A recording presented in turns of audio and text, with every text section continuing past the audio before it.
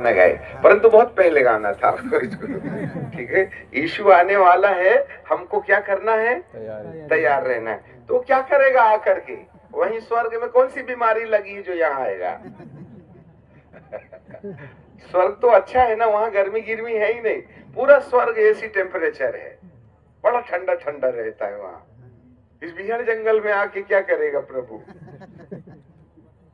हाँ, परमेश्वर ने जगत से ऐसा प्रेम किया कि उसने अपना एक लौता बेटा दे दिया, ताकि जो कोई उस पर विश्वास करे वह नाश ना हो परंतु जोर से अनंत जीवन पाए। अनंत बोले तो अमर का जिसका कोई अंत नहीं होता है। तो जो जीवन का अंत नहीं होगा वो कैसा जीवन होगा, यही समझने के लिए आज हमको बताना पड़ेगा। इसमें तो 60-70 साल में बुढ़े होके मर जाइएगा, परंतु अनंत जीवन का मतलब होता है हमको इतना समय तक जिंदा रहना पड़ेगा, तभी ना अनंत में हम रहेंगे। हम तो मर जाते हैं 60-70 में। तो प्रभु यीशु मसीह का दूसरा आगमन इसलिए होगा जिससे कि ये जो मर जाता है ना, ये सड़ जाता है ना, इसको कभी नहीं मरने वाले में और कभी नहीं सड़ने वाले शरीर में बदलना मेरे प्रभु का काम होता है। 1-2 पद पढ़ेंगे और यदि आप खोल सकते हैं तो ठीक है, नहीं तो आप उसको कागज में लिखते जाना। पहला थिस्सलुनीकियों की किताब और उसका 4था अध्याय और उसका 16 पद। पहला थिस्सलुनीकियों 4था अध्याय 16 पद। क्योंकि प्रभु आप ही स्वर्ग से उतरेगा और उस समय ललकार और प्रधान दूत का शब्द सुनाई देगा और परमेश्वर की तुरही फूकी जाएगी। अब आगे हमारे पीछे बोलिए, और जो मसीह में मरे हैं वे पहले जी उठेंगे। क्या करेंगे? जोर से। कौन? मसीह में मरे जो मरे हैं। कौन जी उठेंगे? अरे बोलो ना, जो मरे हैं। तो एक दिन हमको मरना पड़ेगा। केवल एकमात्र किताब है जिसका नाम है बाइबल, वही है जो मुर्दों के जिंदे होने की कहानी बताती है। धरती पर हजारों अध्यात्म की किताबें हैं जिस पर लोगों की आस्था है, परंतु एक ही ऐसी किताब है जिस किताब के अंदर मुर्दे जिलाए जाएंगे, मुर्दे जिंदे हो जाएंगे, इस बात की कहानी लिखी है। जी हाँ, क्योंकि इस बाइबल के रचयिता ने, जिसने खुद तो नहीं लिखा है परंतु जो दिव्य वाणी परमेश्वर की ओर से लेकर के आया, उस दिव्य वाणी के अंदर मुर्दों के जिंदा होने की कहानी थी। अब याजक लोगों को भी सुनना पड़ेगा। प्रभु यीशु मसीह जब रूपांतर के पहाड़ में थे तो मरकुस की किताब के 90 अध्याय के 6वें पद में, या 90 अध्याय के 6वें पद में वहां ऐसे लिखा हुआ है, 9वां अध्याय में गलत भी हो सकता है इसलिए मेरे को करेक्ट करना पड़ेगा। यस, 9वां अध्याय 2 पद से, मरकुस की किताब उसका 9वां अध्याय उसका 2 पद है। 6वें दिन यीशु पतरस और याकूब और यूहन्ना के साथ लिया और एकांत में ऊंचे पहाड़ पर ले गया और उसने उसके सामने उसका रूप बदल गया और उसका वस्त्र ऐसे उज्जवल हो गया, अति उज्जवल हुआ कि पृथ्वी पर कोई भी धोबी ऐसा उज्जवल नहीं कर सकता है।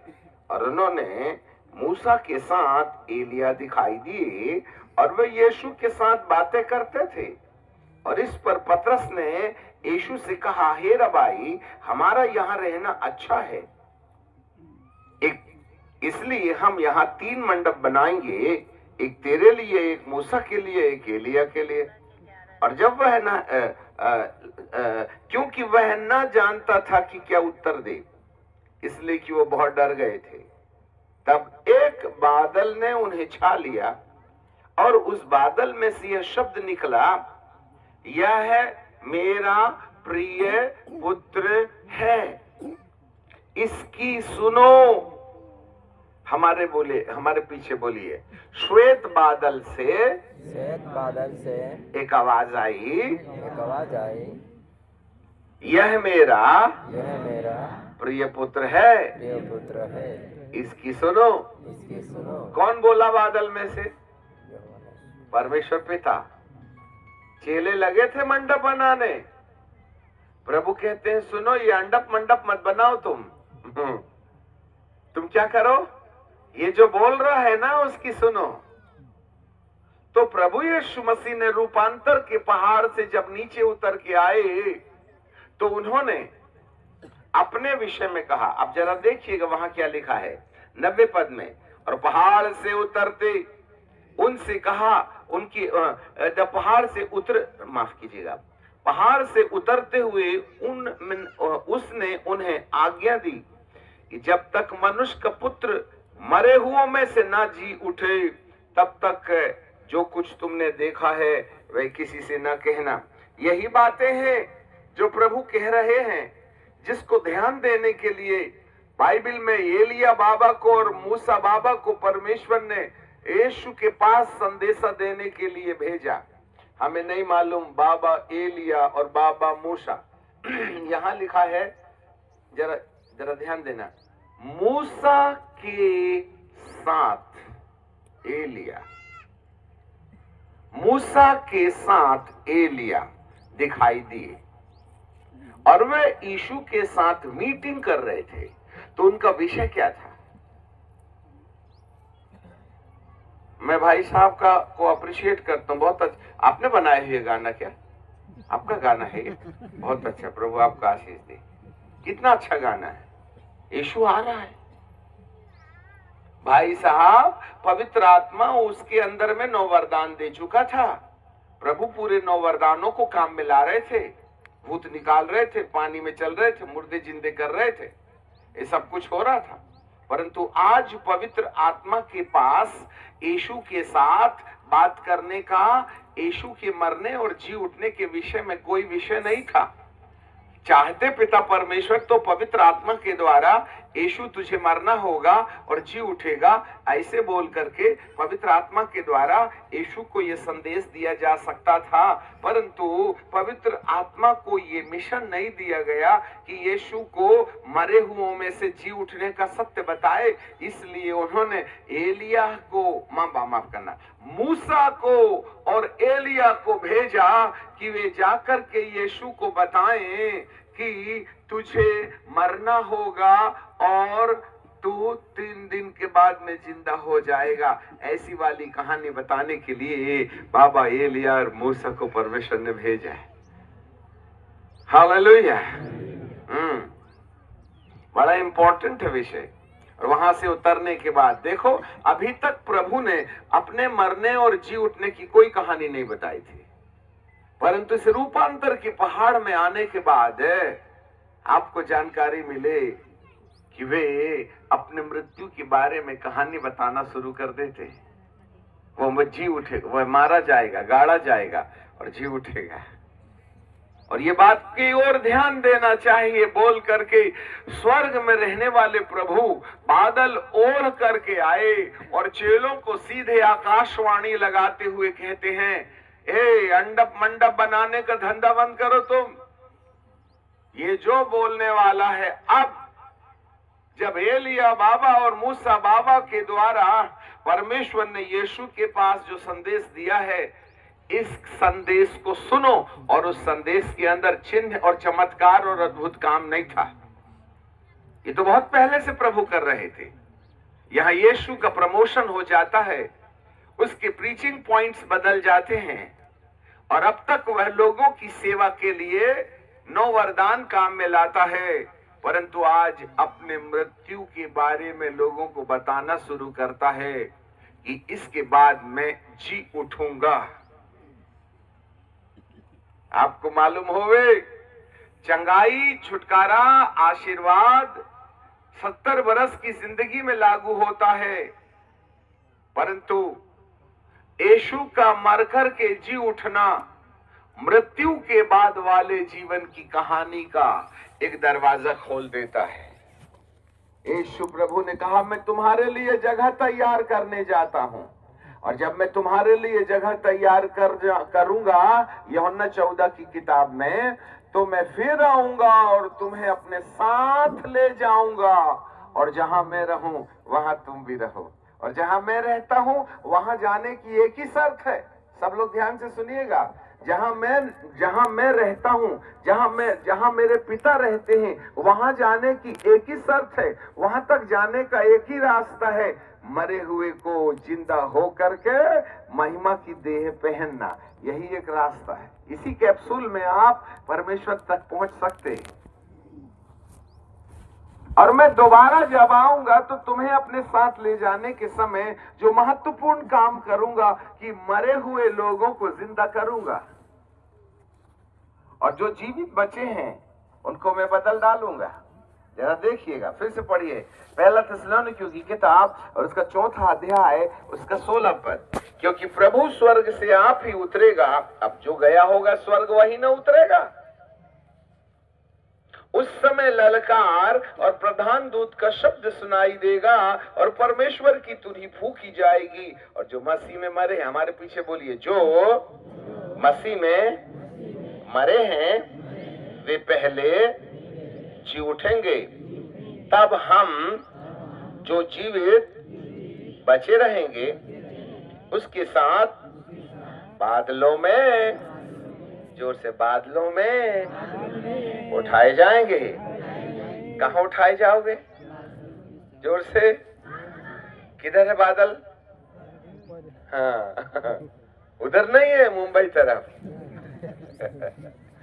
हाँ, तुमको मुंबई दिल्ली जाने का और अमेरिका लंदन जाने का पड़ा है। प्रभु कहते इधर उधर मत जा रे बाबा, ऊपर आ जा, क्योंकि स्वर्ग जो है ना ऊपर ही है, और अनंत जीवन वहां है। ये धरती में 70 बरस की जिंदगी में मरण जीवन है, परंतु मृत्यु के बाद वाले जीवन की कहानी प्रभु बोलते हैं। मेरे प्रियो, अब आप एक बात बताइए, चलो गुरुजी लोग बताओ, क्यों प्रभु ऊपर ले जाएगा? धरती में कौन सी कंगाली आ गई? आप ही बताइए भला, क्या करेगा ऊपर ले जाके? आपको सिखाना पड़ेगा कलीसिया को। अब ये बेचारे आधे सो रहे हैं गर्मी के चक्कर में। आप सुनिए, अब आज एक खतरनाक बात हम आपको बताएंगे, जरा देखना, क्यों प्रभु आके हमको ले जाना चाहता है। आप नाराज मत होना, हम बड़े दिल से आए हैं, आपके पास में हैं, और यदि आपको फायदा नहीं हुआ तो हमारे समान फूटी किस्मत वाला कोई नहीं होगा कि 3 दिन यहाँ आकर के रहे, ऊपर जाने का किसी का टिकट ही नहीं कटा। तो हम चाहते हैं कि ऊपर अपने घर जाने से पहले आपके हाथ में आपकी टिकट थमा दें कि ऊपर जाने की तैयारी कर लो। कितना अच्छा गा रहे थे, यीशु आने वाला है और हमको तैयारी। तो तैयारी कैसे करोगे? आप तो मात्र गा रहे हो और जाके खाई नहीं खा लोगे, बीड़ी पी लोगे वहां, और यहाँ से लड़के लड़कियों को निकलना बॉयफ्रेंड के साथ में गाड़ी में बैठ के झड़िया के पीछे। काय की तैयारी रे बाबा? और घर जाते बराबर मोबाइल में पोर्नोलॉजी देखोगे, तो तैयारी नहीं ना हो गई। माँ बाप को ऐसे आंख दिखाते जैसे उल्लू गुग्गू झांक रहा है। हमको डांटने की आदत है ना, पुलिस वाले है ना, इसलिए टेंशन मत लेना। परंतु एक बात याद रखना, तुमको क्या मालूम हम कमरे में बैठ के कितने आंसू तुम्हारे लिए बहाते हैं। 6 बजे से उठे, रात को 12 बजे, उसके बाद भी ध्यान में बैठे थे, जिससे कि इस अपार भीड़ के अंदर प्रभु का प्रेम बता दें। मेरे प्रियो, ऐसा जरूर लगता है कि अरे अंकल जी बड़े सच्चे रे बाबा, ऐसा डांटते कि हमारा तो पसीने के खून निकल जाता है। जरा देखिएगा, दूसरा, अब सब निकालो, दूसरा पतरस की किताब और उसका 3 अध्याय और उसका 5वां पद से पढ़ेंगे। क्यों प्रभु आके हमको ले जाना चाहता है और तैयारी नहीं की तो कौन सा नुकसान होने वाला है, ये भी सुन लीजिएगा। यहां लिखा है, वे तो जानबूझ करके भूल गए कि परमेश्वर के वचन के द्वारा आकाश प्राचीन काल से वर्तमान है और पृथ्वी भी जल में से बनी है और जल में स्थिर है। इन्हीं के द्वारा उस युग का जगत जल में डूब करके नाश हो गया नूह के जमाने में, और वर्तमान काल के आकाश और पृथ्वी उसी वचन के द्वारा इसलिए रखे गए हैं कि जलाए जाएं, और वह भक्तिहीन मनुष्यों के न्याय और नाश होने के दिन तक ऐसे ही रखे रहेंगे। जरा सुनो, हमारे पीछे बोलो, पूर्व युग का जगत पूर्व युग की जगह जल में डूबकर नष्ट हो गया। इस युग का जगत आग में जलाकर नष्ट किया जाएगा। अब आप बताइए ऐसा क्यों होगा? ऐसा इसलिए होगा क्योंकि अधर्म जब चरम सीमा में बढ़ जाता है तब धरती के अंदर परमेश्वर का प्रकोप और पृथ्वी के ऊपर अनर्थ का दबाव जब बढ़ जाता है तब न्याय आसन में परमेश्वर बैठ जाते हैं। याद रखिएगा। और जिस तरीके से आज भारत देश के अंदर में अत्याचार भ्रष्टाचार हो रहा है, जिस तरीके से लोग अपने जीवन को परमेश्वर को त्याग करके दुष्टता की ओर लगे हैं, इस कारण से धरती के ऊपर न्याय होने की संभावना है। बाइबल कहती है भक्तिहीन मनुष्यों के न्याय होने के लिए ये रखी गई है और इसे आग से जलाई जाएगी। हे प्रियो, यह बात तुमसे छुपी न रहे। प्रभु की यहाँ एक दिन 1000 वर्ष के बराबर और 1000 वर्ष एक दिन के बराबर। और प्रभु अपनी प्रतिज्ञा के विषय में देर नहीं करता, जैसे कितने लोग समझते हैं कि वह तुम्हारे विषय में धीरज धरता है और नहीं चाहता है कि कोई नाश हो जाए, वरन यह कि सबको मन फिराव का अवसर मिले। हमारे पीछे सब लोग ऊंची आवाज से बोले, परंतु प्रभु का दिन चोर की नाई आएगा। उस दिन आकाश बड़ी हड़बड़ाहट के शब्द से जाता रहेगा, तत्व बहुत तप्त होकर पिघल जाएंगे और पृथ्वी और उसके काम जल जाएंगे। आप होश में हो? बोलो, पृथ्वी और उसके काम जल जाएंगे। हम भी जल जाएंगे।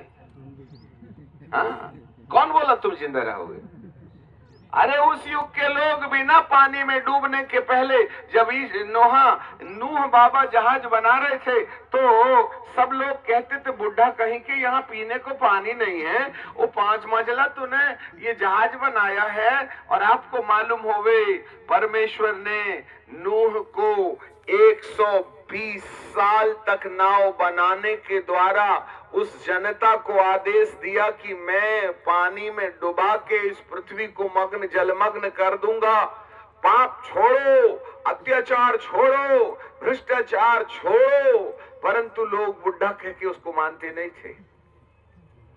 और जब एक साथ एक भारी वर्षा हो गई, आपको जानकारी मिली, याजक लोग ध्यान से सुने, ये 2025 के लिए, अब आज भविष्यवाणी का दिन है, 2025 के लिए प्रभु ने कुछ वचन दिए हैं, जरा ध्यान से सुन लेना। नूह के जहाज का दरवाजा बंद और नूह के जहाज की खिड़की खुली। 2, गोशेन जहां पर इजरायली लोग गए थे वहां की खिड़की खुली। 4, जहाज अरारात के पहाड़ में टिका जहां पर नूह अपने परिवार के साथ अरारात के पहाड़ में उतरकर नई दुनिया बसाने का काम शुरू किया। और अरारात के पहाड़ से एक श्वेत स्वच्छ जल की नदी उन घरों में जा रही है जिन घरों का चुनाव परमेश्वर कर रहा है। बहुत ऊंची बात है, इसको बताने के लिए कई दिन लगेंगे, परंतु आज आखिरी दिन है इसलिए हम बता देते, क्योंकि हम दरिया लेके आए हैं। हो सकता है जितना आप ले सकते हो ले लो। जैसे नूह के लिए परमेश्वर ने 120 साल रखे, 2025 के लिए परमेश्वर ने 120 दिन रखे हैं, और 120 दिन इस महीना की 30 तारीख को पूरा होने वाला है। अच्छे से सुन लेना आप, अप्रैल महीना की 30 तारीख के बाद से इस भारत देश ही नहीं परंतु धरती के ऊपर में जो महाविनाश की लीला दोहराई जाएगी, आपने कल्पना में भी नहीं सोचा था। कश्मीर में लोग अपनी पत्नी और बच्चों के साथ मजा करने के लिए गए थे ठंडे प्रदेश में। उसकी पत्नी को पता नहीं था कि मैं अपने पति की डेड बॉडी लेके आऊंगी और वो बच्चों को खो देंगे, अनाथ हो जाएंगे, विधवा हो जाएंगे। उनके मन में कल्पना नहीं थी। 5 मिनट के अंदर में पूरा घर उजड़ गया। ऐसे ही कौन सी विपत्ति आके भारत के अंदर में, धरती के अंदर में महाविनाश कर जाएगी, तुमको हमको पता नहीं चलेगा। नूह के जमाने में भी लोग खाते पीते, शादी विवाह करते, पेड़ लगाते और सारा उपद्रव कर रहे थे, घर बसाने की बात कर रहे थे, पेड़ लगा रहे थे, घर बना रहे थे। नूह के जमाने में जैसे लोग खाते पीते, पेड़ लगाते, घर बनाते, शादी विवाह करते, पिकनिक पार्टी करते, वैसे ही मनुष्य के पुत्र के समय में भी लोग खाते पीते, पेड़ लगाते, घर बनाते रहेंगे। हम भी एक हैं जो इस पड़ाव में घर बना रहे हैं।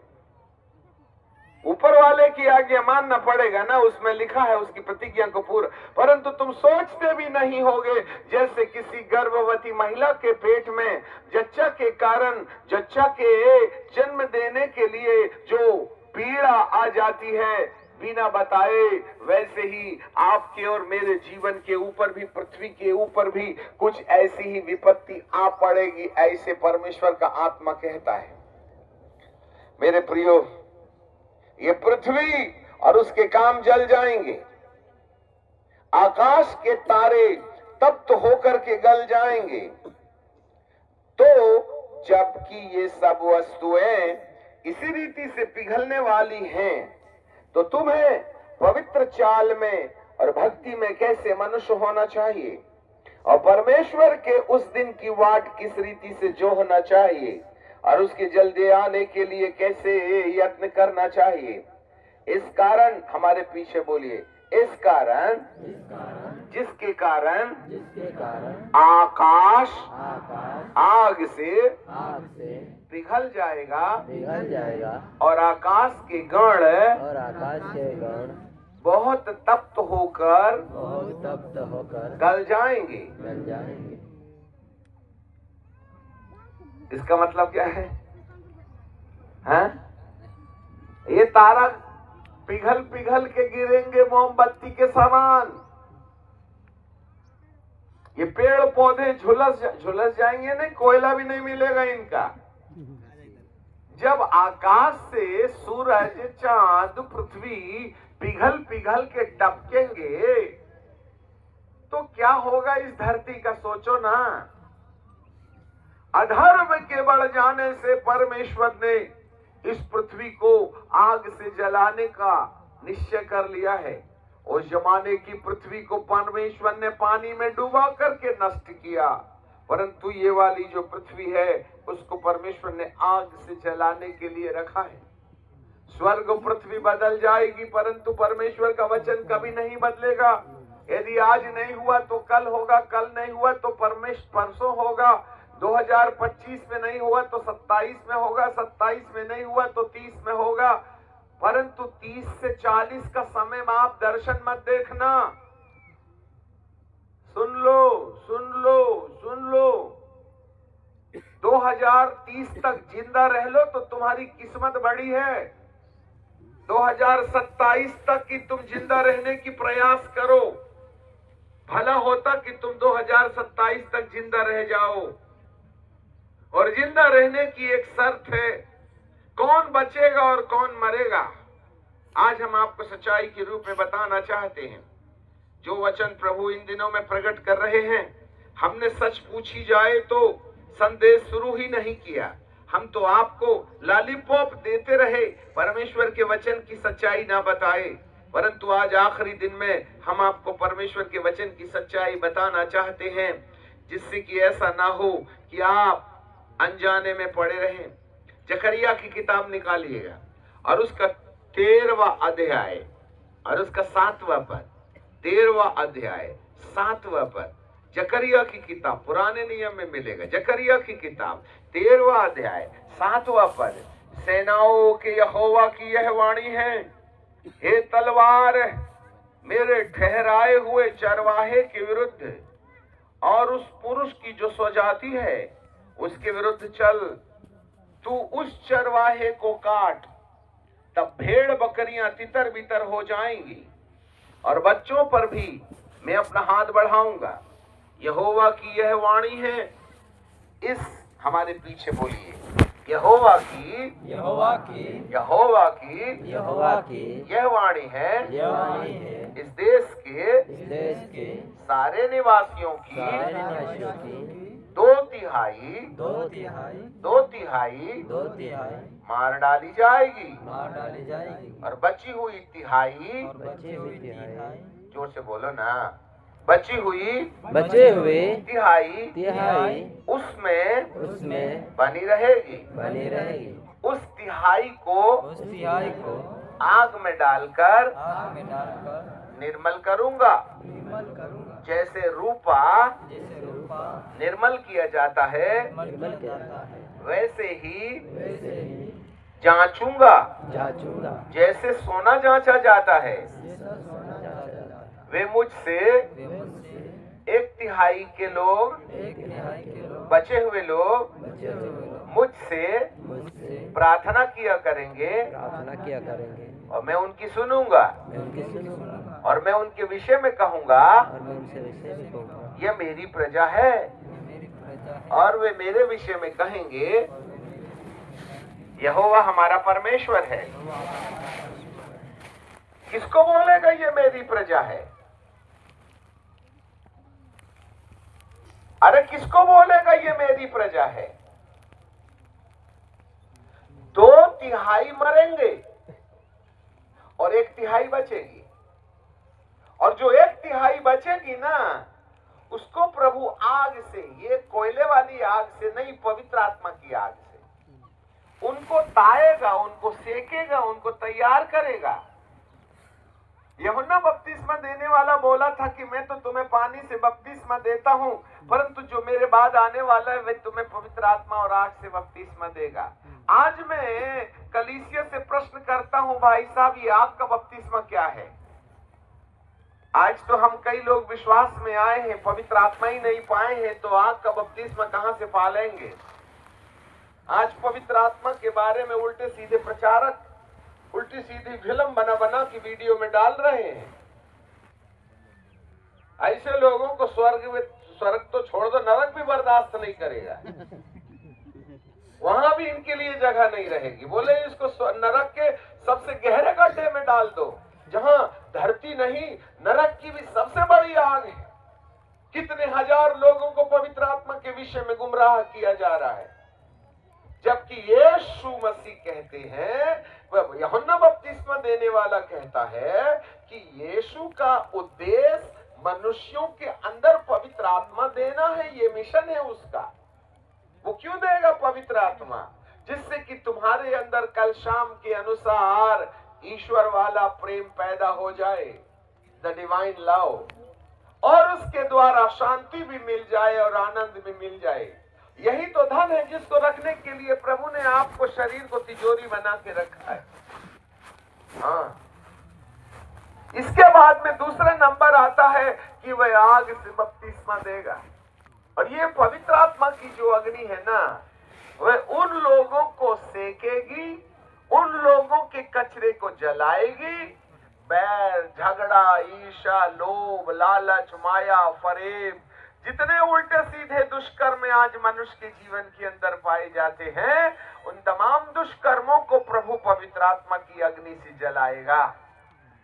और आज दुष्कर्मों को लोग छोड़ने के लिए तैयार नहीं। जय मसीह की brother, praise the Lord, hallelujah. हाथ तो मिलाते पर दिल नहीं ना मिलता है। पत्नी को छोड़ पड़ोसन की खिड़की में आंख लगाए बैठे हो, मोबाइल के अंदर में कुकर में झांक रहे हो। कौन बोला ये पाप जो आज कलीसिया के अंदर पाए जाते हैं उनका शुद्धिकरण हुआ है? मेरे प्रियो, जो अधर्म अत्याचार मानव जीवन के मानसिकता के अंदर में पाया जाता है, इस अधर्म को जलाने के लिए, इस कुकर्म को जलाने के लिए, अरे आप ही बताओ, आप में से कितने कुंवारे लड़के और लड़कियां हैं जिन्होंने विवाह किया है? सब लोग ध्यान से सुनो। आज जितने विवाहित हैं, जिन लोगों ने शादी कर ली है, बताओ तो जरा, आप शादी के पहले कोई लड़की और लड़का के साथ छेड़छाड़ नहीं किए? शादी के बाद दाम्पत्य जीवन जीना चाहिए ना। तुम तो 14 साल से पति पत्नी जो करते हैं उसकी प्रैक्टिस कर रहे हो। आज व्यभिचारी लड़के लड़कियां शादी करके बैठे हैं, तो संत पैदा होंगे कि कबाड़ी पैदा होंगे तुम्हारे घर में? आपने रोकथाम की थी कभी कि शादी के पहले बॉयफ्रेंड गर्लफ्रेंड मत बनाना? अरे वो तो समाज ने पकड़ लिया, झड़िया के पीछे बोल के शादी कर लिया इन लोगों ने। कईयों ने तो बच्चे भी पैदा कर लिए। ऊपर वाले को क्या मोतियाबिंद हो गया है? समाज ने क्या किया, याजकों ने क्या किया? व्यभिचारी ब्रांड आज कलीसिया के अंदर बैठा हुआ है। कहां है आग? हालेलुया। पति रहने के बावजूद भी तो तुम्हारा गर्लफ्रेंड के बॉयफ्रेंड के साथ में लफड़ा चल रहा कि नहीं? घर में पति की मर्यादा बनी हुई है, परंतु पीछे पिछवाड़े के साथ में हम कहीं ना कहीं और भी व्यभिचार में लगे हुए हैं। यदि पवित्र आत्मा की आग होती तो ये दुष्कर्म जलते। इसलिए प्रभु कहते हैं, इस पृथ्वी की 2/3 का निपटारा करना सबसे पहली जरूरत है मेरी। 2/3 लोग मरेंगे। मान लो हम आज की गिनती में 8 अरब लोगों को इस धरती की जनसंख्या के रूप में देखते हैं, तो 2 अरब लोगों की मृत्यु तय है। 2 अरब लोग मरेंगे। अब यदि हमारा नंबर मरने वालों में लग गया तो कैसा रहा यीशु के आगमन के बारे में गाना? आपने बहुत अच्छा गाया कि वो आ रहा है, मैं तैयारी करूंगा और जाके बाहर बीड़ी पी लूंगा। यही तैयारी है। हालेलुया। आज एक लड़का को बोलो अपनी गर्लफ्रेंड को छोड़ दे, एक लड़की को बोलो अपने बॉयफ्रेंड को छोड़ दे। अरे माँ बाप की छाती में पेंसिल एड़ी वाली जूती रख करके ये बिटिया फुर कनी तितली के समान उड़ जाएगी, क्या बात मानेगी बाप की? इन बेलगामी घोड़ों को कोई कंट्रोल नहीं कर सकता। तुम डंडा मारो, जेल में डालो, जो करना है जो करो। एक बार लव का या प्यार का रोग लग गया तो मौत के फरिश्ते भी ना इस कलंक को मिटा नहीं सकते हैं। ये आज समाज है। मैं हर एक बेटे और बेटी से प्रश्न करता हूं, जिसका लड़का लड़की के साथ सेक्स का संबंध नहीं हुआ, जो कुंवारे हैं, बताओ ना कितने कुंवारे हैं आज? तुम तो 12वीं क्लास, तुम तो 12 साल 14 साल के बाद में गर्लफ्रेंड बना के बैठे हो। स्कूल जाते हो, बहाने में क्या करते हो माँ बाप को क्या मालूम? ऐसे लोगों को जिंदा रख के प्रभु स्वर्ग ले जाने की गलती करेगा क्या? तुमने तो यहाँ तो बनाए बॉयफ्रेंड गर्लफ्रेंड, वहां भी स्वर्गदूतों को देख करके कहोगे ये वाली स्वर्गदूतनी अच्छी लग रही है, तू मेरे को लव करेगी क्या? तो प्रभु कहेगा यार तुम धरती में अच्छे थे, तुम तो स्वर्ग बिगाड़ने चले आए। ऐसे पापी को घुसने देने के लिए मैं अपना स्वर्ग तुमको बर्बाद नहीं करने दूंगा। कौन बचेंगे? 1/3 लोग जिनको प्रभु पवित्र आत्मा की आग से ताएगा। आज बड़े बड़े बाइबल के ज्ञाताओं से मैं पूछूं ये पवित्र आत्मा की अग्नि क्या होती है, तो वो उसका जवाब न दे पाएंगे। यही एक सबसे बड़ी समस्या है। 2/3 मरेंगे, आकाश के तारागण तप्त होकर के पिघल जाएंगे और पृथ्वी और उसके काम जल जाएंगे। इससे पहले ये आकाश के तारागण आग में झुलस जाए, इससे पहले कि ये पृथ्वी आग में जल जाए, परमेश्वर अपने चुने हुए लोगों को इस धरती पर महिमा के साथ बादलों में आने के समय इस धरती के मुर्दों को जिंदा करके महिमा की देह देगा, और जो लोग बचे रहेंगे उनको महिमा की देह देने के द्वारा इस पृथ्वी से पहले तुम्हें उठा करके नए जेरूसलेम नाम के उड़न खटोले में ले जाकर के रख देगा, और तब जाकर के ये पृथ्वी को जलाने का कार्यक्रम होगा। हालेलुया। आपको मालूम हो प्रभु यीशु के आने का उद्देश्य ये है, इससे पहले कि इस पृथ्वी को जला करके मैं 2/3 लोगों को कोयला बना दूं, मैं अपने ईमानदारों को इस धरती से उठा लेना चाहता। हालेलुया। वाह वाह वाह वाह। और रहना है तो रहो, अपने बाप का कुछ नहीं जाता, कल कोयला बन जाना फिर, और कोयला बने तो सीधे नीचे का रिजर्वेशन कंफर्म रहता है।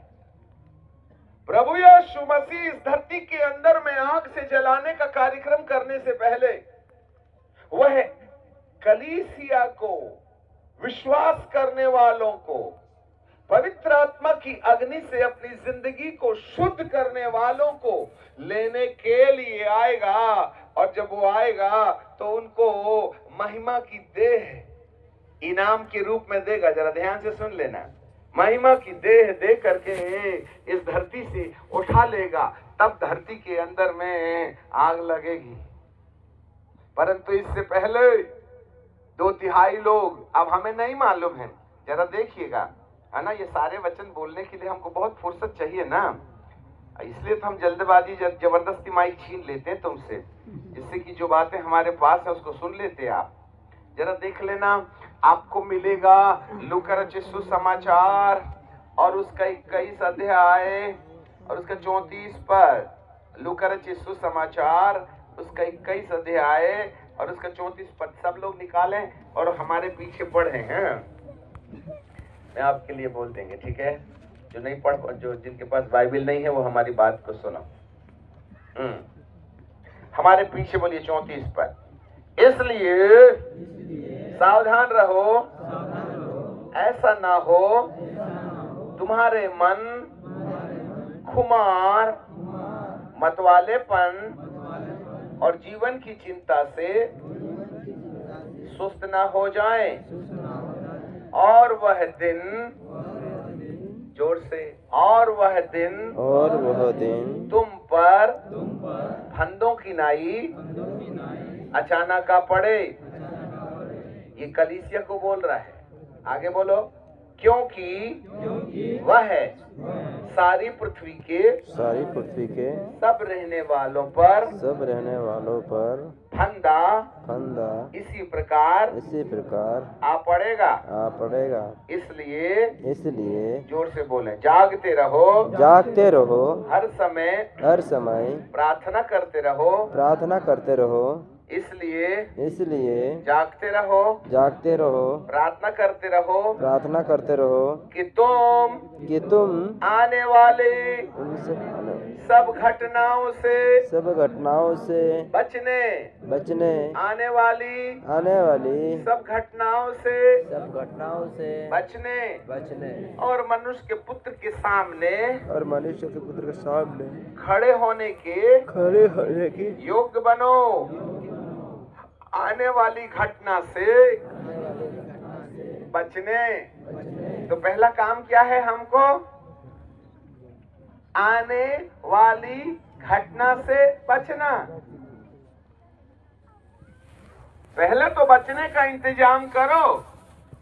खुलिया बनेगी, खुलिया भुंजी मच्छी जैसे, ऊपर से आग गिरेगी, ये तारे पिघल के गिरेंगे। ये तारे कैसे पिघलेंगे बताइए? प्रभु को उस समय यूहन्ना को या चेलों को नहीं मालूम था, जो आजकल क्या बोलते हैं, ये जो परमाणु बम बना रहे हैं ना अपन, ये परमाणु बम, ये परमाणु बम क्या है? अभी बड़ी शंका हो रही है, एक परमाणु बम यदि गिरा तो भारत की लाखों नहीं करोड़ों की संख्या में लोगों की मौत हो जाएगी। इसलिए जब तक, सब लोग ध्यान से सुने, जब तक इशू नहीं आ जाता है, मिसाइलों से झगड़ा जरूर होगा परंतु ये परमाणु बम नहीं गिरेगी। और जब तक कलीसिया यहां पर है, तृतीय विश्व युद्ध नहीं होगा। तृतीय विश्व युद्ध होने के लिए दुनिया की एक सरकार का बनना जरूरी है, वन वर्ल्ड ऑर्डर। और आप देखोगे तो चारों ओर संपूर्ण धरती के लोग जो हैं एक सरकार बनाने चले हैं, एक धर्म स्थापित करने, एक सरकार, बोलिए एक सरकार, एक धन, एक धन, एक धर्म, एक धर्म, एक शक्ति, संपूर्ण धरती का एक राजा, जिसके पास संपूर्ण धरती का पैसा, संपूर्ण धरती की शक्ति, संपूर्ण धर्म का नेता जब बन जाएगा तब धरती का विनाश निश्चय हो जाएगा। रोमन कैथोलिक संस्थान के आधार पर एक नबी जो उस संस्थान में हुए, 1130 में उन्होंने कहा था कि 112 पोप इस धरती पर नियुक्त किए जाएंगे और 21 तारीख को रोमन सम्राट पोप इस धरती से विदाई ले ली। ये 12वें पोप थे, 112वां पोप थे और उसके बाद में रोम का विनाश तय था, ऐसे भविष्यवाणी में कहा गया। परंतु 20 और 21 के दौरान रोमन सम्राट प्रभु में सो गए। तब रोमन सरकार कहती है अब हम 112वां पोप फिर से नियुक्त करेंगे और यह वो होगा जो रोमन को मट्टी में मिलाएगा। ऐसे बोल करके एक नए पोप की तैयारी की जा रही है। याद रखिएगा, 112 की गिनती पूरी हो गई, इसके बाद धरती का विनाश तय है। जगन्नाथ मंदिर में एक लाल पताका है जिसको एक मांसाहारी पक्षी ने आकर अपने पंजे में दबाया और उखाड़ के ले गया। पहले तो उसने मंदिर के चारों ओर चक्कर लगाया और उसके बाद समुंदर की ओर उड़ गया।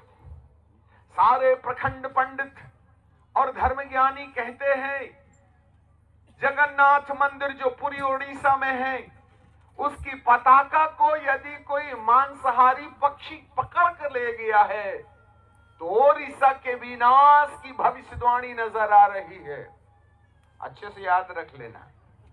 कुंभ का मेला जिस दिन खत्म हुआ उसके एक सप्ताह के अंदर समुंदर के अंदर 600 किलोमीटर लंबा अजगर जाग गया, वो हरकत में आ गया और 300 मीटर की गहराई में जहां सूरज की रोशनी नहीं जाती है वहां रहने वाली मछलियां समुंदर के किनारे आ करके आत्महत्या करके कह रही हैं, आए अंग्रेजी बोलने वाले महामूर्खों, तुमको नहीं मालूम है हम इस गहराई में रहकर जिसको डिस्कवरी वाले भी जान नहीं पाए, जहां ना वीडियो जा सकता है ना कैमरा जा सकता है, वहां से ये अजीब और गरीब मछलियां निकल के समुद्र के किनारे आ बोल रही हैं, हम विनाश की भविष्यवाणी करने आए हैं। यही 2025 कितना बुरा है।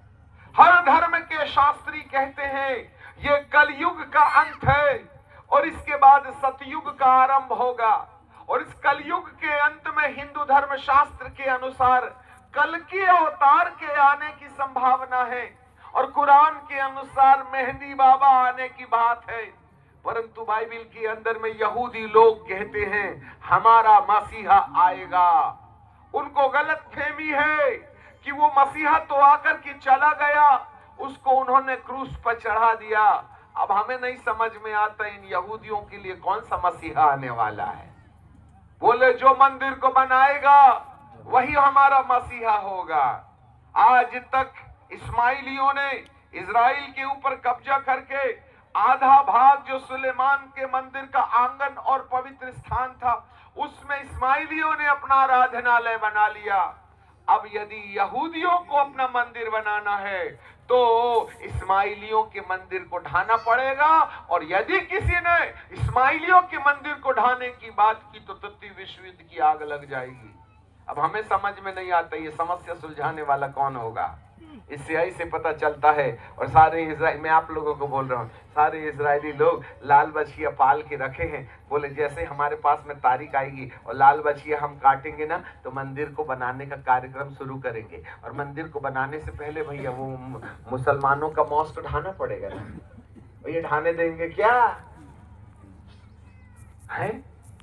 अभी इजराइल के 3 टुकड़े होने वाले हैं, क्योंकि इजराइल का पर्दा फट गया, झंडा फट गया, कौए ने आकर के उसको 2 टुकड़े करके आधा छीन के ले गया। इधर जगन्नाथ मंदिर को गरुड़ नहीं था, वो चील था, गिद्ध था, मांसाहारी, सड़े मांस में खाने बैठने वाला पक्षी।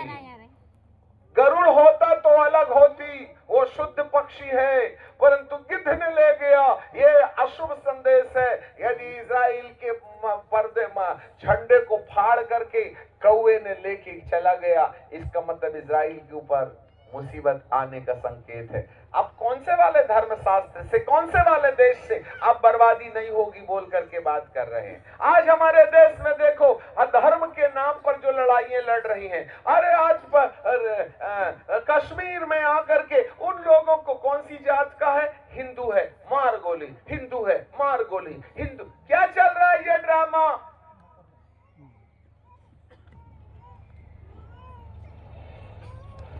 यदि मैं बुद्धिजीवी होने के नाते आप सब लोगों को बताऊं कि धरती अब आग में झुलसने की तारीख में आ गई है, तो उसके लिए सिर चाहिए, सिर। और अभी यही साल में, अभी अक्टूबर तक फिर से महामारी आ जाएगी, और अब तुमको 5 वैक्सीन लगेंगे। 3 में ही तो तुम्हारा ना पटापट मरने की तारीख आ गई। कितने लोग 30 से लेकर के 50 साल के मर रहे हैं। बुड्ढों ने मरने की कसम खा ली कि नहीं मरेंगे, जाओ सब जवान मरो, खाली करो, खूब पोर्नोलॉजी देखते हो, मरो, बोले धरती की जनसंख्या कम करो। 2/3 मरेंगे। यीशु ने साफ कहा था कि तुम संपूर्ण पृथ्वी के ऊपर आने वाली विपत्ति से बचने का उपाय करो। नंबर 2, मनुष्य के पुत्र के सामने खड़े रहने के योग्य बनो। पहले तो प्राण बच जाएं, 2/3 मरेगी। कौन बचेगा 2/3 से? कौन मरेगा 2/3 से? कौन बचेगा 1/3 में? जो 1/3 के लोग बचेंगे, उस 1/3 के लोगों को परमेश्वर पवित्र आत्मा की अग्नि से ताएगा। उनके अधर्म को, उनके अंदर वासना को, उनके अंदर गंदी कल्पनाओं को, उनके अंदर झूठ बोलने वाली आदत को, उनके अंदर लोभ लालच की कल्पनाओं को वह पवित्र अग्नि से जला करके राख करेगा। आपको मालूम होवे, मैं आपको एक बहुत मास्टर चाबी दे देना चाहते हैं। देखो, यदि तुमको 1/3 में जिंदा बचने की तारीख लेना है ना अपने नाम पर, तो एक काम करो, तुम तो जो शाम का संदेश है उसको काम में ले आओ। भले ही तुमको बाइबिल आवे और मत आवे, भले ही तुमसे भूत निकले और मत निकले, तुम तो पवित्र आत्मा पाके कहो, हे पिता मुझे अगापे वाला प्यार दे दे। जो प्यार पवित्र आत्मा ने यीशु को दिया था वही वाला प्यार मेरे अंदर दे दे। केवल इसी के चक्कर में अपने प्राण बचेंगे। तुम भविष्यवाणी करो या करवा लो, एक भी भविष्यवक्ता ना बचेगा बीड़ी पीने वाला, याद रखना।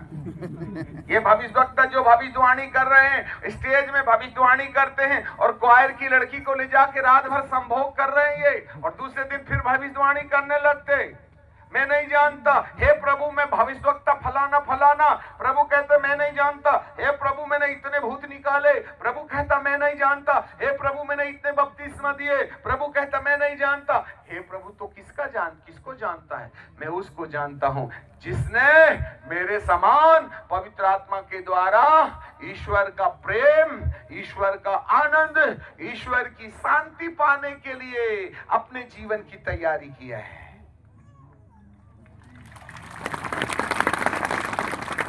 हमारे पीछे बोलिए, जागते रहें, प्रार्थना करते रहें, प्रार्थना करते रहे, जागते रहो, जागते रहो, प्रार्थना करते रहो प्रार्थना करते रहो कि तुम इन सब आने वाली घटनाओं से बचने, घटनाओं से बचने तुम तो इन सब, इंसान जोर से, इन सब इंसान आने वाली आने वाले घटनाओं से घटनाओं से बचने बचने और मनुष्य के पुत्र के सामने और मनुष्य के पुत्र के सामने खड़े होने के योग्य बनो। खड़े होने के योग्य मनुष्य के पुत्र के सामने, हमारे तरफ देख के बोलो ना, आप तो ऊंग ऊंग के बोल रहे हैं, इधर देखो ना हमको, ठीक सावधान बैठो। मनुष्य के पुत्र के सामने मनुष्य के पुत्र के सामने खड़े होने के खड़े होने के योग्य बनो। योग्य बनो। मनुष्य के पुत्र के सामने खड़े होने का मतलब क्या है? जब यीशु बादलों में आएगा तो उसके सामने कौन खड़ा रहेगा? जरा सुनो, जरा सुनो। हाँ, जब आदम परमेश्वर की आज्ञा मानता था ना, तो उसके अंदर में एक तेज तेज उजियाला निकलता था, और शाम को जब परमेश्वर आते थे तो तुरही बजती थी,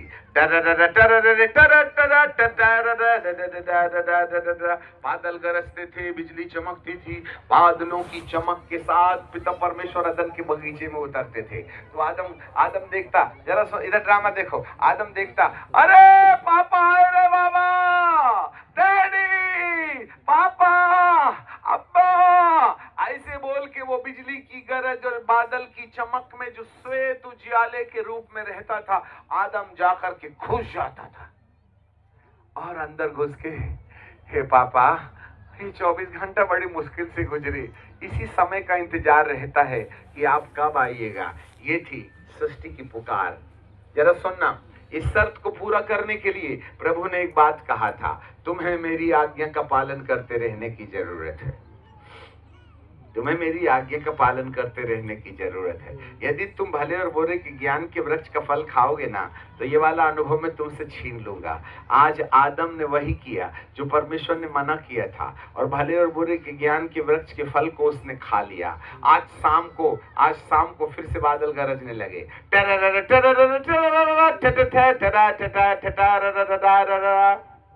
आदम ने बोला, ए भाग रे बाबा, बब्बर शेर आया। अब आदम 180 डिग्री में भाग रहा है, और जाके क्या किया उसने? ऐसे ही छुप गया। Hallelujah, hallelujah. कल को उधर दौड़ रहा था, आज इधर दौड़ रहा है।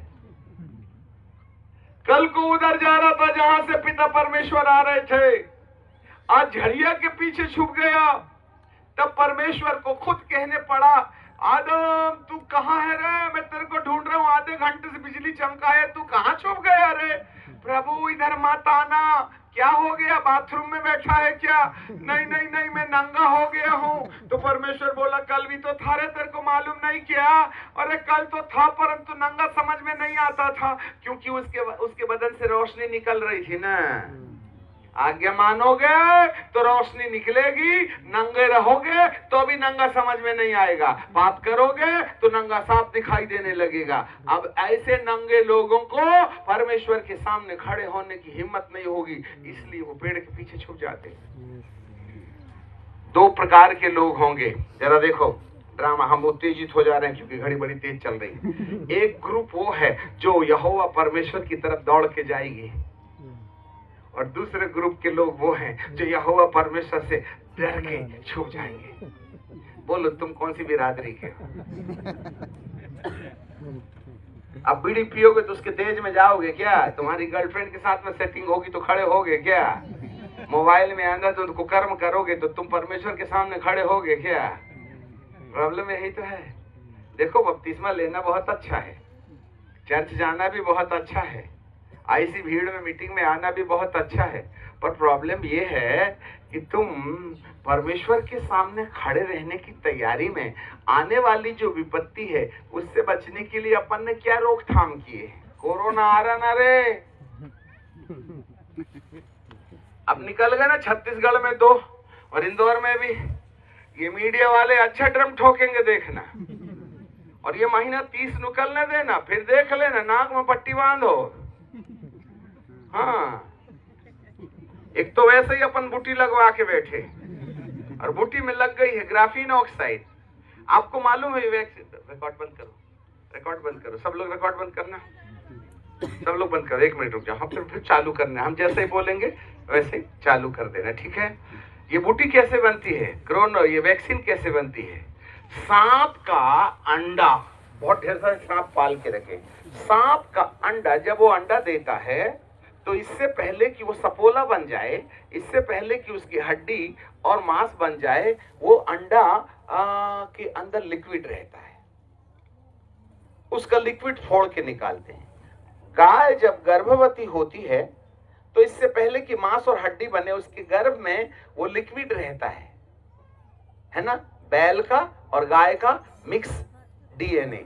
फिर जो घोड़ा होता है उसको गर्भवती कर देते हैं, इससे पहले कि वो घोड़ा अंदर ही अंदर अंदर ही अंदर बच्चे का हाड़ और मांस बनाए, उसकी कोख में लिक्विड रहता है और उसी समय उसका गर्भपात कराते हैं मशीन से और उसका रस निकाल लेते हैं, है ना, वो बच्चा नहीं होता है और उसको प्रयोगशाला में ले जाते हैं। और सांप का डीएनए, गधे का डीएनए, कुत्ते का डीएनए, गाय का डीएनए, ऐसे करके अलग अलग पशुओं का डीएनए प्रयोगशाला में निकालते हैं और उस डीएनए को लेकर के क्या करते हैं मालूम आप? वो जो ग्राफीन ऑक्साइड है उसके साथ मिलाते हैं और उसके साथ मिला के वैक्सीन बनाते हैं। रिकॉर्ड नहीं करना, जरा कान धर के सुनना, सुन लो और समझ लो, फिर लोगों को समझाते रहना। तो वैक्सीन के अंदर पशु का डीएनए, डीएनए मतलब स्वभाव, ठीक है, और उसी के अंदर इन लोगों ने बारीक बारीक कंप्यूटर, जिसको नैनोबोट्स बोलते हैं, बहुत एक सुई के नोक से भी 1000 गुना छोटा कंप्यूटर उसके अंदर डाल दिए हैं और उसको सिरिंज के द्वारा हमारे शरीर में डाल दिए हैं।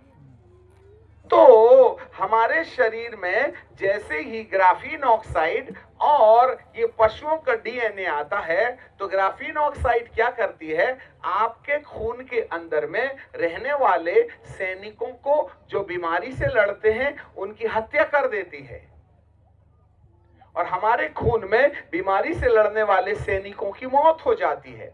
और जब हमारे शरीर में हमारे जो माँ बाप से उत्पन्न जो नेचुरल जो सैनिक होते हैं खून में जो बीमारी से लड़ते हैं, उनकी जब हत्या हो जाती है तब दवाई वाले सैनिक आके कमान संभाल लेते हैं और कहते हैं डे और अब वो बीमारियों से लड़ते हैं, जिसको इम्यूनिंग सिस्टम बोलते हैं, आर्टिफिशियल इम्यूनिंग सिस्टम।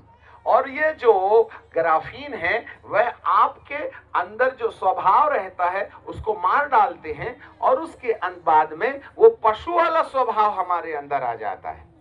इसलिए जिन लोगों ने बूटी लगवा रखी है, देखोगे उनके आपके सोच में बड़ा परिवर्तन आएगा। आदमी जैसी हरकत करने के बजाय हम जानवर जैसी हरकत करेंगे, हमारे अंदर से ममता खत्म होने लगती है। जैसे पशु खाता और खाता और खाता और खाने के लिए जिंदा रहता, ऐसे मनुष्य का स्वभाव हो जाएगा। आपको पत्नी से लगाव नहीं होगा, आपको पति से लगाव नहीं होगा, बच्चों पर रुचि खत्म हो जाएगी, क्योंकि आपके अंदर में आने वाली वैक्सीन ने आपके खून का मानव वीर्य नहीं बोलना चाहिए, मानव डीएनए को नष्ट कर दिया और सांप और सपोला का डीएनए आ गया है। इसलिए आज मानव अमानवीय हो गया है। एक बात और बताएं, ग्राफीन ऑक्साइड प्लस मोबाइल का 5G टावर, जितना ज्यादा टावर तुम्हारे पास रहेगा उतना ही जल्दी तुम्हारे निपटने और टपकने की तारीख आएगी, क्योंकि graphene oxide plus 5G mobile का रेडिएशन बराबर दिमाग के ऊपर में अटैक, इसको बोलते हैं ब्रेन हेमरेज। शौक से लगवाए तो हो, तुम्हें मालूम नहीं, तुमने अपनी तारीख तय कर ली है, समय से पहले निपटने की। अब तुम्हें मालूम ही नहीं, बचने के इरादे में मरने की तारीख ले आई। एलन मस्क से, WHO से पूछो, जाओ, तुमको यदि गूगल के अंदर में सर्च करते आता है मनुष्य के अंदर से ग्राफीन ऑक्साइड को निकालने का कोई तकनीकी या टेक्नोलॉजी होगी, आज तक बड़े बड़े साइंटिस्ट और कंप्यूटर ज्ञाताओं ने खोज करके मनुष्य के अंदर में आई ग्राफीन से छुटकारा पाने के लिए टेक्नोलॉजी ढूंढी, परंतु कोई टेक्नोलॉजी नहीं है। इसीलिए हमारा खून गाढ़ा हो जाता है। एक आदमी हार्ट अटैक से मर गया और उसका ऑपरेशन करके उसके हार्ट से दही के समान थक्का खून निकाले और ऐसे कांच की बोल में रख दिए और उसके बाजू में मोबाइल रखे और जैसे घंटी बजाए तो मरे हुए आदमी का खून घंटी के रेडिएशन से किर्रिंग किर्रिंग किर्रिंग, उसी रेडिएशन से वो मरे हुए आदमी का खून धुपुक धुपुक धुपुक धुपुक धुपुक करने लगा। इसका मतलब उस खून के अंदर केमिकल आ गया है, उसके अंदर नैनोबोट्स हैं, उसके अंदर कंप्यूटर है, इसलिए रेडिएशन को रिस्पांस दे रहा है। मरा हुआ आदमी, कहीं उसका खून उचटता है क्या? अब तुमको पता ही नहीं तो मैं क्या बता दूं, इसलिए तो बोल रहे थे। अब ध्यान से सुन लो करके। हालेलुया। अब तुम कंप्यूटर बन गए हो। आज समय खत्म हो गया। एक सॉफ्टवेयर है, खड़े हो जा, हाँ खड़े हो जा। मान लो ये बिटिया ने अपने शरीर में ये तेरा ये कहाँ लगा है तुम्हारे को, ये क्या बोलते हैं, राइट हैंड साइड की left hand side? Right hand side. Bible के प्रकाशित वाक्य में लिखा है उसके दाहिने हाथ में मोहर कर ले। तुमने भी दाहिने हाथ में मोहर लगा ली। तेरा दाहिने हाथ किधर है? इंजेक्शन लगवाई थी? नहीं लगवाई। अच्छा हुआ नहीं लगवाई, जिंदा रहेगी। अब मान लो इसने यहाँ पर है ना वैक्सीन लगवाई क्या? नहीं लगाई, ठीक है। अच्छा, तो क्या होगा, अब मैं यहाँ से ऐसा करके ले जाऊंगा और इसके ये वाले हाथ में ऐसा करके ले जाऊंगा तो कोई घंटी नहीं बजेगी, और जैसे ही जहाँ पर इंजेक्शन लगी है ना वहां जैसे ही जाएंगे टुरिंग टपाक करके आवाज आएगी और वहां उसका सिग्नल आने लगेगा। ऊपर सिग्नल में बोलेगा इंफॉर्मेशन चाहिए या इंफॉर्मेशन डालना है। मैं बोलूंगा इंफॉर्मेशन चाहिए तो तुरंत इसका आधार नंबर आ जाएगा। अरे तुम आधार नंबर लेके चल रहे हैं, आज समय नहीं है, हमको जाना है, नहीं हम प्रयोग करके दिखाते। फिर टावर मारेगा, जैसे ना मोबाइल का टावर मारता है ना, वैसा आप भी टावर मारिएगा, क्योंकि तुम्हारे अंदर ग्राफीन आ गई, तुम्हारे अंदर नैनोबोट्स हैं, कंप्यूटर बन गए हैं तुम, और तुम्हारा कनेक्शन आपको मालूम सैटेलाइट से हो गया है। जैसे तुम्हारे मोबाइल का संबंध सैटेलाइट से है ना, वैसे ही हमारा भी संबंध सैटेलाइट से हो गया है। अच्छा हुआ कि उन लोगों ने डेटा फीड किया है, लिया नहीं है। हाँ, बोलो यीशु प्रभु की जय, बोलो यीशु प्रभु की जय। मौत हमारे खून में है। दिल्ली में एक बार हम ऐसे प्रचार कर रहे थे और कह रहे थे ये हमारे मृत्यु का कारण बना है। हे प्रभु, ये ग्राफीन के द्वारा हमारे अकाल मौत होने वाली है, इसलिए आए मृत्यु की आत्मा तू इनके शरीर को छोड़ दे। आपको मालूम होवे, एक लड़का खड़ा हुआ और उसने अपनी कुर्सी उठा के हमारे तरफ फेंका है भारी सभा में। तो हमारे साथ तो आग के दूत है ना, जैसे ही वो कुर्सी सामने आई, दूत लोगों ने हाथ ऐसा किया, कुर्सी लौट के ऐसे गई और बाजू में गिटार पड़ा था, वो गिटार के ऊपर जो कुर्सी पड़ी ना, वो कुर्सी दो टुकड़े हो गए। अब आप बताइए, यदि दूत नहीं होते तो हम तो पृथ्वी में समा गए होते। ऐसे हैं ये नैनोबोट्स, ये है मौत के फरिश्ते। तुम्हें मालूम है नहीं, शौक फरमा रहे तुम।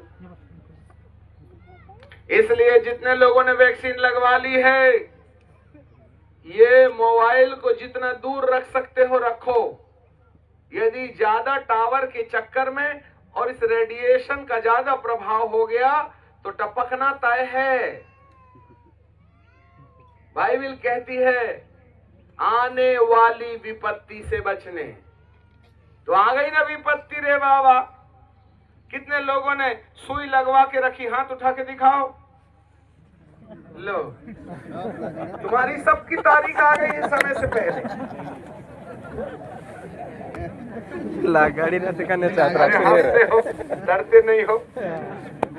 बिहीन भी काही कोर्स आहे बिहीन भी काही कोर्स आहे शुरू हो गई। हंसने की बात ही नहीं है भैया, रोने की तारीख आ गई है। एक दिन और बढ़ाते हैं। अच्छा, हालेलुया, बोलो यीशु प्रभु की। एक्चुअली अपन ना ये विज्ञान वगैरह इतना जानते नहीं है, इसलिए हंस लेते हैं, दांत निकाल देते हैं। परंतु तुमको क्या मालूम ये कितना गंभीर विषय है। अभी हम जब केरल में थे तो वहाँ ये बता रहे थे, सबके ना बिल्कुल पसीने छूट गए, एड़ी का भी पसीना निकल गया। यहाँ से आने से पहले त्रिवेंद्रम में थे ना हम लोग। बड़ी गंभीर बात है। अब तुम्हारे को थोड़ा सा भी ना टेक्नोलॉजी का ज्ञान हो, विज्ञान का ज्ञान हो, तो थोड़ा बताएं तो मजा आती है, परंतु फिर भी बोलना तो पड़ेगा ना कि भैया हमारे को करना क्या है। बोलिए, आने वाली विपत्ति से बचने, आने वाले विपत्ति से बचने। तो आने वाली विपत्ति से बचोगे कैसे? यहाँ तो 2/3 मरने की तारीख आ गई है। अब आप बताओ, इतनी बड़ी दुनिया को कोई गोली से मारेगा क्या? 70 लोगों को गोली से, 27 लोगों को गोली से मारे तो यहाँ पर पूरे धरती के अंदर में हाहाकार मच गया। तो 2 अरब लोगों को मारने के लिए कोई तो बहाना चाहिए कि नहीं चाहिए? तो ये वैक्सीन जो है ना, जिस दिन, सुनो गुरुदेवो, जब ये ऊपर से न टावर से ऐसे करके हाई फ्रीक्वेंसी का ये मोबाइल के द्वारा, अभी जहां हम रहते वहां एक सामने में भैया के घर के सामने एक टावर रखा है ना, बड़ा भारी टावर, टीवी टावर है। कौन सा टावर है? Mobile tower. हाँ, जियो का मोबाइल टावर। वहीं से रेडिएशन बढ़ा देंगे, है ना। और जैसे वो रेडिएशन आएगा वैसे ही जितने लोगों के अंदर में नैनो बोर्ड्स हैं उसको इन्फेक्ट, उसको उस वेव्स को वो करेंगे और तत्काल खून के अंदर में ना ऐसा करके उसको ब्लड क्लॉट करना शुरू करेंगे और एकदम से धड़ाम से ब्रेन हेमरेज होगा, हार्ट अटैक होगा या तो लकवा मारेगा। 3 चीज होंगे, ना बुखार आएगा, ना कमर दुखेगी, ना शुगर बढ़ेगी, ना ब्लड प्रेशर घटेगा, सीधे हाँ बिना दवाई के, बिना हॉस्पिटल के बिल के, सफेद चादर ओढ़ के। हालेलुया। प्रभु यीशु मसीह ने कहा था आने वाली विपत्ति से बचने। कौन बचाएगा तुमको? यही एक सबसे बड़ी समस्या है। आज आधुनिक गॉस्पेल प्रभु प्रकट कर रहे हैं अपने संतों को। जी हाँ, ये गाने बजाने में कोई दम नहीं है, बपतिस्मा लेने में कोई दम नहीं है, अन्य भाषा बोल के रबा रबा रबा रबा रबा रबा करने में कोई दम नहीं है, भूत निकालने और निकालवाने में कोई दम नहीं है। हमने ऑलरेडी 666 नंबर लगा के बैठे हैं। पत्नी से तुम्हारी पटती नहीं, और जब से वैक्सीन लगी है तुम खुद ही बताओ, आपके अंदर में पत्नी के प्रति प्यार है क्या? तुम्हारी पत्नी से पटती है क्या? पत्नी लोग भी बताओ, तुम अपने पति का आदर करते हो कि आंख निकाल निकाल के घुघू समान देखती हो? आज औलादों से पूछो, अपने माँ बाप की बात मानते हैं क्या? अब माँ बाप लोग बोलो, तुम्हें अपने बच्चों की कोई चिंता है क्या? तुम तो अपने मोबाइल में उलझे फंसे हो। माँ बाप भी तो अपने गर्लफ्रेंड में और बॉयफ्रेंड में फंसे हुए हैं, तो बिटिया तो देखेगी कि नहीं वैसा वाला।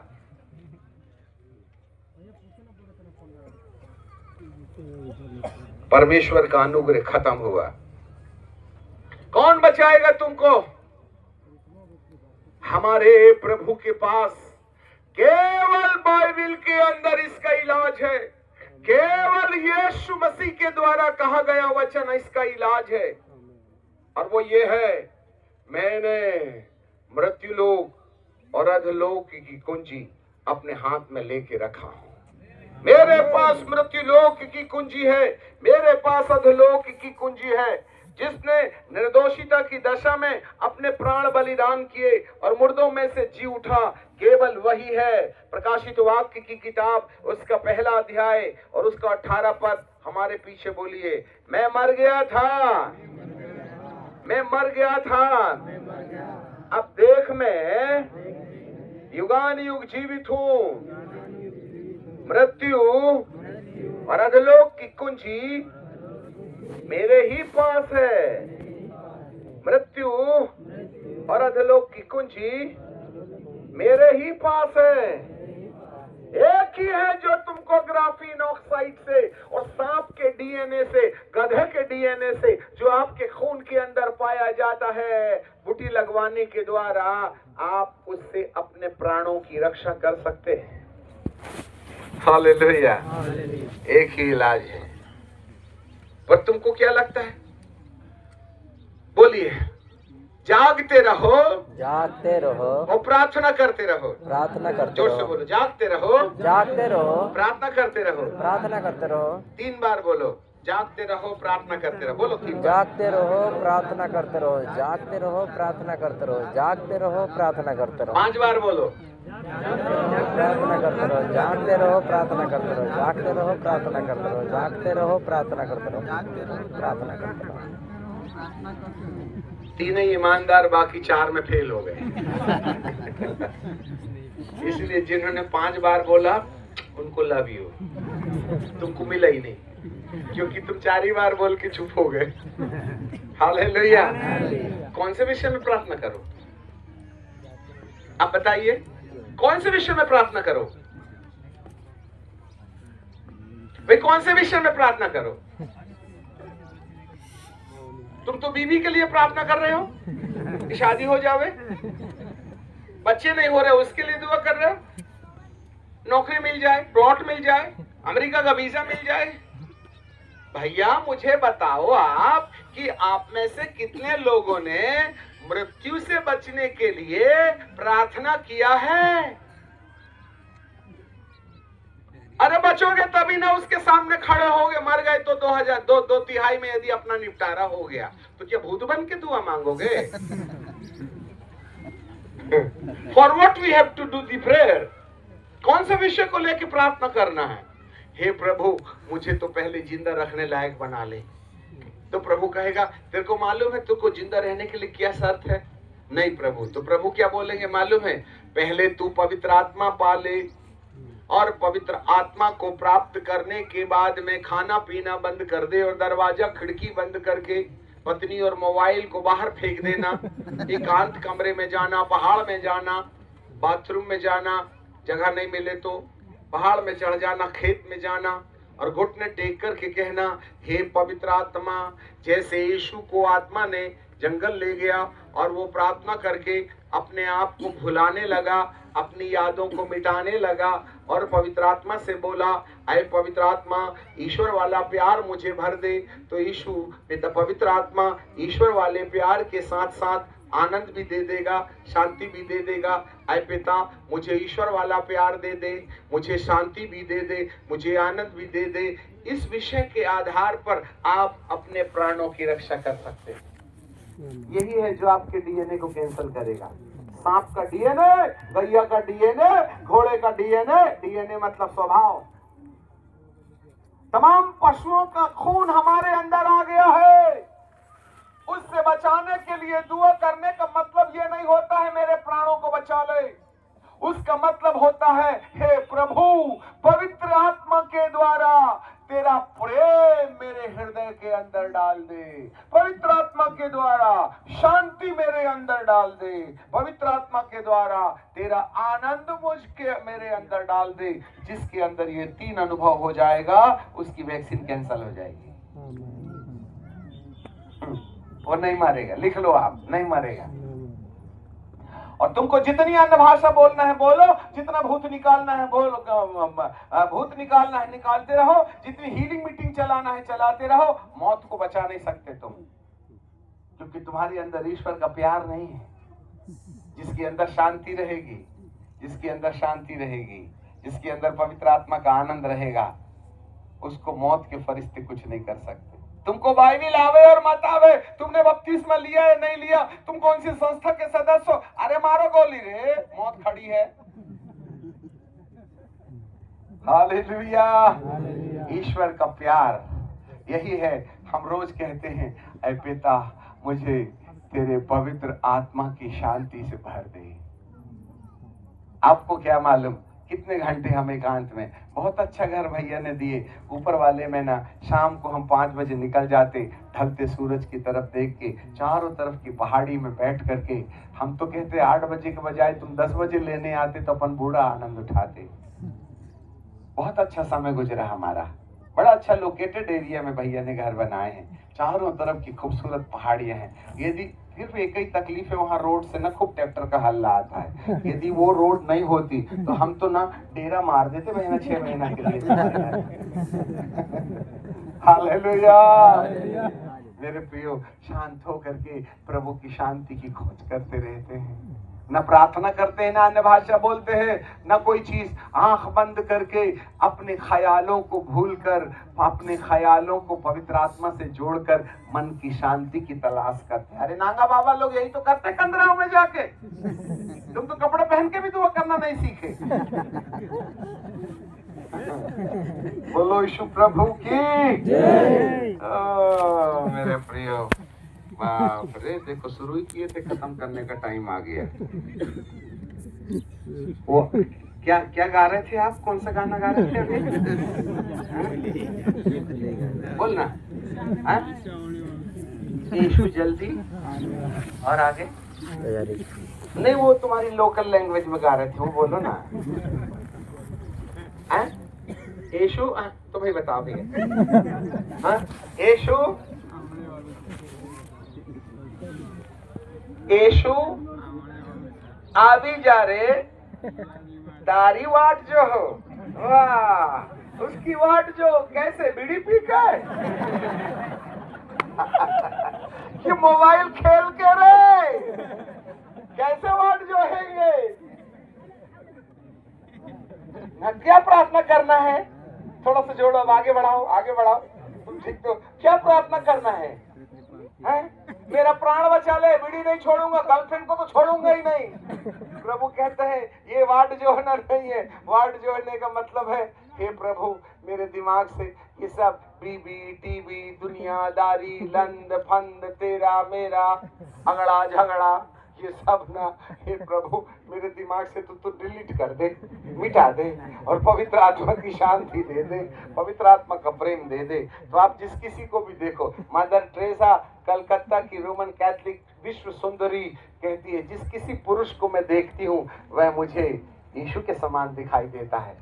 इसलिए हर भिखारी को उठाती, अपने कार में बिठाती, अपने मुंह पोंछने वाले रुमाल से उसका नाक पोंछ करके अपने साथ बिठाल के आश्रम ले जाके उसके घाव को धोती। तब जाकर के मदर टेरेसा विश्व सुंदरी में बदल गई। उसकी आंखें यीशु के समान थी। अब तुम्हारी आंखें क्या देखती है? देखो वाला, मदर टेरेसा की आंख तो कुछ और ही देखती है। तुम क्या देखते हो वो देखो। तुमको कौन सा चश्मा लगा है? वासना का चश्मा कि लोभ का चश्मा कि झगड़े का चश्मा? ट्रिपल जी का मतलब गर्ल्ड गोल्ड एंड ग्लोरी। गर्ल मतलब हाँ बॉयफ्रेंड गर्लफ्रेंड, गोल्ड मतलब पैसा पैसा पैसा पैसा, मेरी आमदनी, मेरी कमीशन कितनी होगी, एंड ग्लोरी सेल्फी बना ली और परमेश्वर का महान दास। काय का महान दास रात को लड़की को छेड़ता है तू? है हालेलुया। ये इंस्पेक्टर आदमी है ना, नौकरी छोड़ के लात मारो तो गड्ढे, हाथ मारो तो नोट, ऐसा वाला जीवन से बाहर आए तो हमको न पाप जरा ही बर्दाश्त नहीं ना होता है। और यदि नहीं सुधरना है तो रहो वहीं, जा रहे हम, हमारा क्या जाता है? नरक जाओगे तो मेरे बाप का चमड़ा जलेगा, और स्वर्ग चलेगा तो कौन सा मनी ऑर्डर कर दोगे हमारी संस्था के नाम में? हालेलुया। बोलो यीशु प्रभु की जय। दो प्रकार की हथौड़ी होती है। एक हथौड़ी में ना अपन क्या करते, कीले को ठोकते ही ठोकते हैं, ठोकते ही ठोकते हैं। अब दीवार में ना कीला ठोका गया और अपने को लगता है कि चलो कीले में ना शैतान चड्डी बनियान लटका देता है, अब अपन उसको निकालेंगे। तो जब दीवार में लगे हुए कीले को निकालने के लिए ठोकने वाली हथौड़ी काम पड़ेगी क्या? तो कौन सी हथौड़ी लगती है? उसमें एक दूसरी वाली रहती है, ऐसी वाली रहती है, ऐसे फंसे रहते हैं, है ना, मिट्टू के सोच जैसे, और ऐसा दबाए करके। अपन तो ठोकने वाली हथौड़ी लेके बैठे। अरे भारत में कोई तो होता जो खीला निकालने वाली हथौड़ी। शैतान ने हमारी जिंदगी में कितने ढेर सारे खीले लटका दिए, और आए दिन चड्डी बनियान सुखाता है वहां पर। कहीं मोबाइल की बनियान सुखा देगा, कहीं गर्लफ्रेंड की चड्डी लटका देगा, पता नहीं कौन कौन सा शैतान हमारे माथे में डाल देगा। शैतान लोग क्या बोलते, अरे चल रहे अपने मानुस आहे काळजी घ्यायची गरज नहीं, ये देख ले बोले मोबाइल देख रहा है, इसके अंदर घुस जाओ अंदर। चले आते हैं 10-15 भूत इकट्ठे। हम निकालते ही रहते हैं। Hallelujah, praise the Lord. कुछ समझ रहे हैं बात को? मजा आ रही है? मजा आ रही नहीं? सजा की तैयारी करो, तुम तो नहीं बदलोगे। पिता परमेश्वर को धन्यवाद हो। भले हम आपको डांट रहे हैं, परंतु इसमें हमारा तुम्हारा कोई झगड़ा तो है नहीं जन्मजात का। वो तो आपकी चिंता कर रहे हैं कि सुधर जा रे बाबा, सुधर जा। और बहुत अच्छा गाना कल गा भी रहे थे, नहीं कौन तो भी गा रहा था, भूल गया। एक दो शब्द हमको लोकल लैंग्वेज में आ जाए। हाँ, परिवर्तित हो जाओ, परिवर्तित हो जाओ, ऐसा कोई तो भी कल गाना गा रहा था। क्या है वो परिवर्तन वाला, परिवर्तन वाला? बदल जाओ, बदल जाओ, कैसा करके कोई तो भी आराधना गीत गा रहे हैं। कौन सा था बेटा? कुछ तो भी तो भूल गए। हाँ, बदली गई हो, बिल्कुल ठीक बोलते। हम हमारा जीव बदली गए। अरे कहाँ बदला, बताना। बीड़ी पी रही है, यीशु आया, बीड़ी भी रह गई, यीशु भी आ गया, ढुशुम ढुशुम भी आ गया, सभी तो है। कहाँ बदली गए हो? आप ही बताइए वाला, बदली गए हो? तो परमेश्वर आपके जीवन पर अनुग्रह दे। अब बहुत हो गया, आपकी किस्मत में जितना था उतना बता दिए, ठीक है कि नहीं? आपको मालूम हो, यीशु के लहू में वो सामर्थ है। यदि आपने इसके प्रति लापरवाही बरती और अपने अंदर मृत्यु के भूत को निकालने में इंतजाम नहीं किया, तो विश्वास करने के बावजूद भी हमारे पास ये समस्या आ सकती है। इसलिए हमको ध्यान से अपने शरीर में जो गंदगी आ गई है, उस गंदगी को शुद्ध करने के लिए प्रार्थना करना पड़ेगा कि हे प्रभु, मुझे मृत्यु से बचा ले। मेरे खून में बूटी के द्वारा ये बारीक बारीक कंप्यूटर नैनोबोट्स जिसको बोलते हैं, सेल के अंदर जो ग्राफीन होती है वो, और सांप का डीएनए मेरे अंदर आ गया है, जिसने मेरी प्रकृति बदल दी, मेरे को चिड़चिड़ा मिजाज दे दिया। मेरी पत्नी अब अच्छी नहीं लगती, मेरे बच्चे अच्छे नहीं लगते, मेरा पति मेरे साथ अच्छा नहीं लगता। वो तो मजबूरी है घर में रहना, नहीं तो हम तो कब से गर्लफ्रेंड लेके उड़ गए होते। समाज के डर के मारे में रहते हैं। कौन कौन अपनी पत्नी से थक गया, कौन कौन अपने पति से थक गया। ये सब इंजेक्शन का कमाल है। अब आपको अकेला रहना अच्छा लगता है, आपको मोबाइल दे दो, रात भर बीवी ना रहे, पर अपनी बीवी तो मोबाइल बन गई है। और जितना ज्यादा रेडिएशन इसमें रहेगा, उतना ही जल्दी तुम्हारे खून की तारीख आएगी थक्का होने की। It's a word. यही एक कारण है इस बिहार जंगल में हजारों लोगों के बीच में अपना बहुमूल्य समय देने के टाइम पर हमारा मन तड़पता है। हाँ मेरे प्रियो, आज मेरा प्रभु तुमको प्यार करता है। कहीं कलीसियाएं प्रभु की आराधना करते करते सीधे नरक में न ठहर जाएं, क्योंकि किसी भी लक्षण से मृत्यु के बाद वाले जीवन की कहानी यदि हमने नहीं समझा तो हमारे लिए समस्या हो सकती है। मेरे प्रियो, आज मेरा प्रभु आपको छुटकारा दिलाना चाहता है। आज हम स्पेशल प्रार्थना करेंगे जिन जिन लोगों के खून में है ना इंजेक्शन लगवाने से। अच्छा एक बात और बता दो, कितने यहाँ बताइए आप गुरु लोग, स्कूल के अंदर रिकॉर्ड नहीं करना, कोई रिकॉर्ड नहीं करना, सब बंद करो। स्कूल के अंदर 8 साल 7 साल 9 साल की बच्ची, 7 साल से लेकर के 14 साल की लड़कियों को गर्दन में कैंसर नहीं होना चाहिए बोल करके आपके बच्चों को इंजेक्शन लगाए हैं।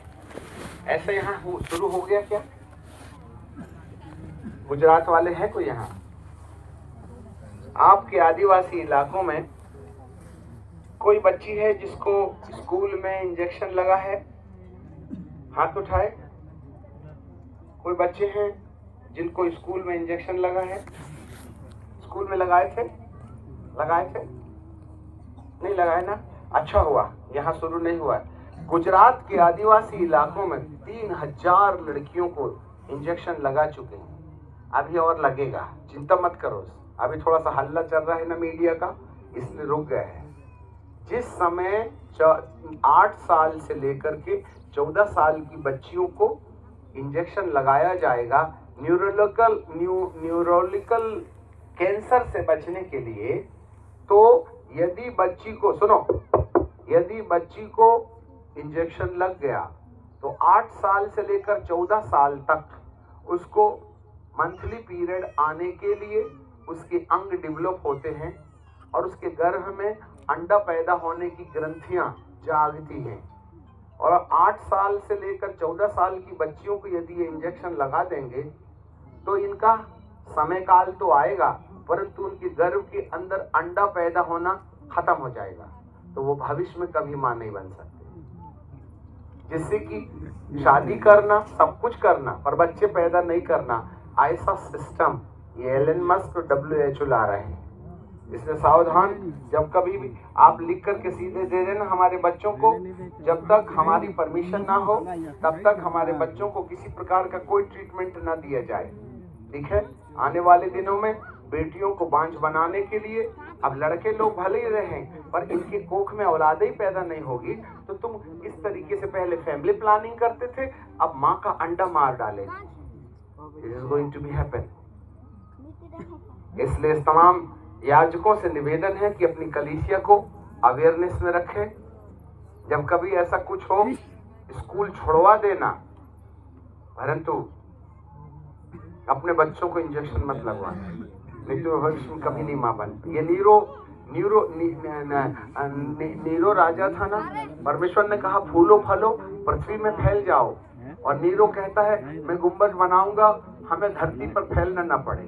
प्रभु फैलने की बात करता है और ये जनसंख्या कम कर रहे हैं। धरती की 80% जनसंख्या को खत्म करने के लिए दुष्ट ने विज्ञान के द्वारा अपनी योजना बना के रखा है।